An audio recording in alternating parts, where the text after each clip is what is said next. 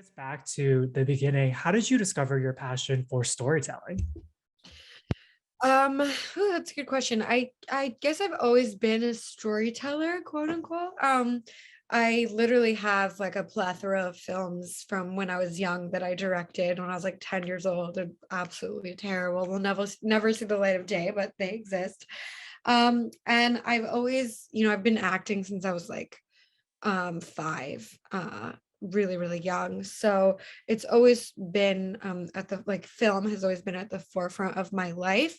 And it wasn't until about 7 years ago that I realized directing kind of encompassed everything that I had been doing my whole life and everything I love. When you look at your career as a whole, who or what's had the biggest influence, either personally or professionally? Hmm. I really have been heavily influenced by directors like Scorsese and Wes Anderson, and Tarantino. They're like my top three. And I feel like I take a little piece of each of them with me every time I direct something.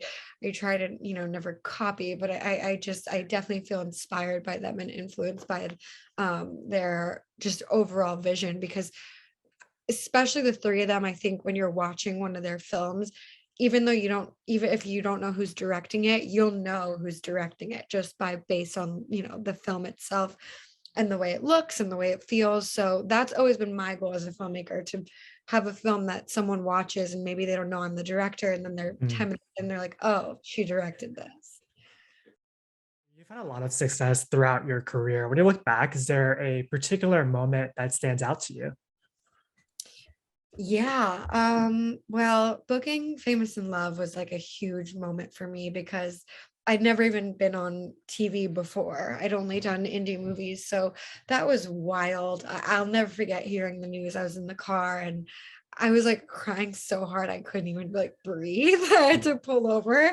I'm shocked I didn't get into an accident that day, but that was a huge, huge moment for me. And then being on set of Night Night and directing it and I'd been in charge of large groups of people directing before but not on a scale like this, and we were in Texas shooting for a month and everything was just a bigger scale and there was definitely a moment on one of my off days where I was sitting on the porch talking to my mom and it just sort of all hit me and Mm. I cried again. I cry a lot during these moments. Yeah, speaking of Night Night, can you tell us about the film and what audiences can expect? Yes, so it is a psychological thriller about a woman, Brenna D'Amico, who gets into an accident.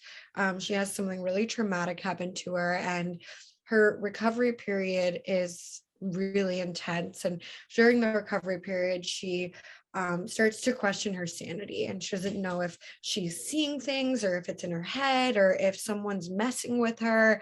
And there's all sorts of twists and turns along the way as we are on that journey with her to try and figure it out. And this is your directorial feature film debut. Did anything surprise you about the experience? What was the biggest takeaway working on this project?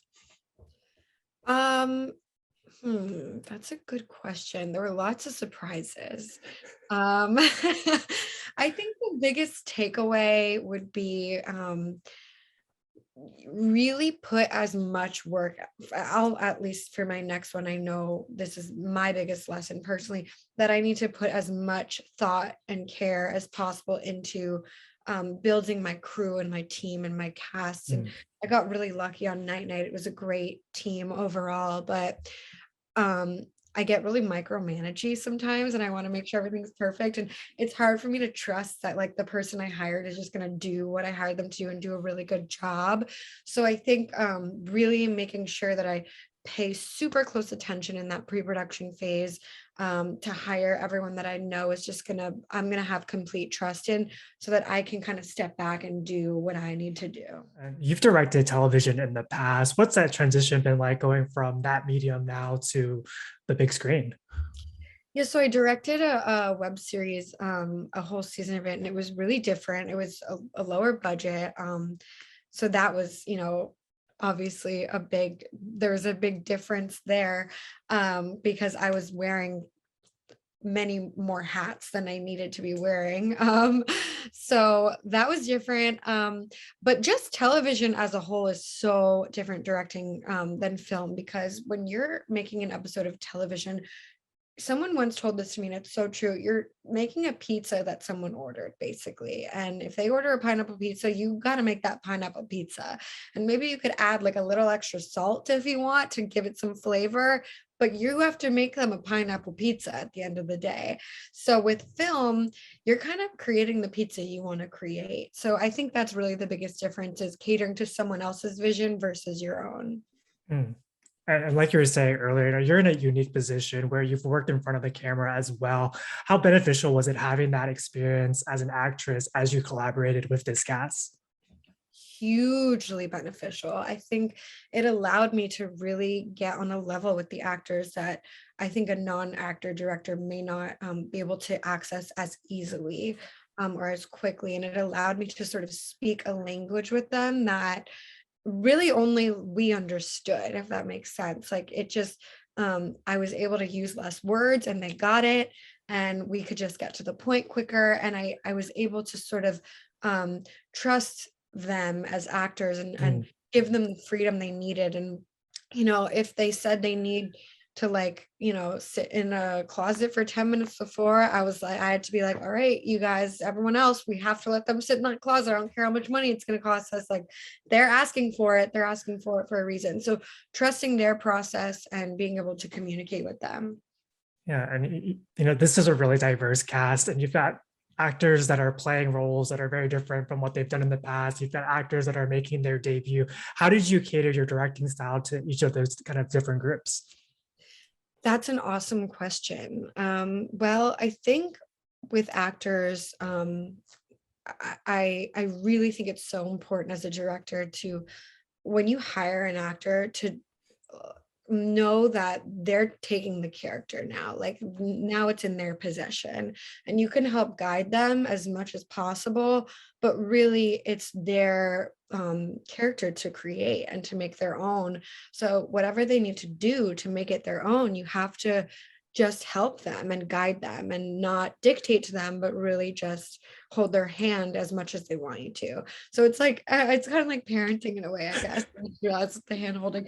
But yeah, I would say um definitely just trying to let them do whatever it is that they need to do to make it their own, because you hired them for a reason. And if they want the help, they'll ask for it. With this being your directorial feature film debut, is there a scene that you're really excited for audiences to see? Oh, such good questions today.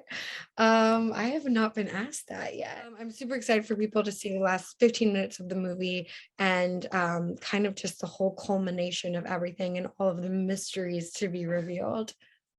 That, and then with the film coming out in a couple of, well, tomorrow, what do you hope audiences take away after they see it? Um, I really want people to be able to escape from their day-to-day lives for an hour and a half, and just, I really tried to create a world with Night Night that was special and unique and different and new. And so I want people to be able to sit down and delve into that world and just lean into it and kind of feel like they're coming out of a dream when they finish the Mm. movie. And besides this project, what's next for you? What's the next project that you're gonna direct? So I can't say much, but I can say it is a romantic comedy, which I'm really excited about, especially because that's my favorite genre. I love romantic comedies. And I have a production company, K Factor Films, that I started this year.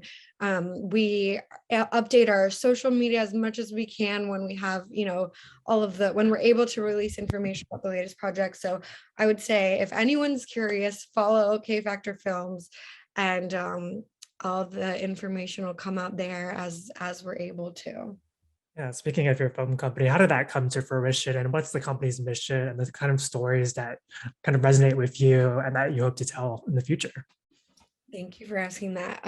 So the mission really is to help propel the careers of filmmakers that are often overlooked for things that really have nothing to do with filmmaking, like gender identity, race, what have you. I've always felt like you should, this industry, it often gets so bogged down with the minutia of all that, that really it should just be taken off the table and just seen for the art that it is. So we want to really help sort of bridge that gap, especially for female filmmakers, just because I am one and I know what it's like to be one, and it's not easy. So K Factor Films really wants to elevate and propel careers of filmmakers within that arena.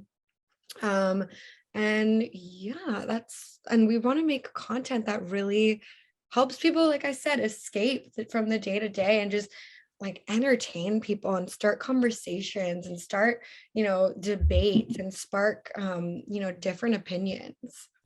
Yeah, and then speaking of like conversation starters, there's so many relevant and timely themes that Night Night covers. Was there one in particular that hit home for you? Yeah, gaslighting, I would say. Hmm. I think most women have been in relationships in their past where that the gaslighting element was extremely prevalent, and um, can relate to April's journey throughout this film. And not just in romantic relationships, but in all kinds of relationships in life, and not just limited to females. Everyone's been gaslit by someone in their life. And that really did hit home for me. And it's one of the reasons I felt I gravitated towards the script so much, and so personally. And so I think that it highlights it in a really special way in this film. And I'm excited for people to kind of start talking about that and hear what conversations kind of ensue about it.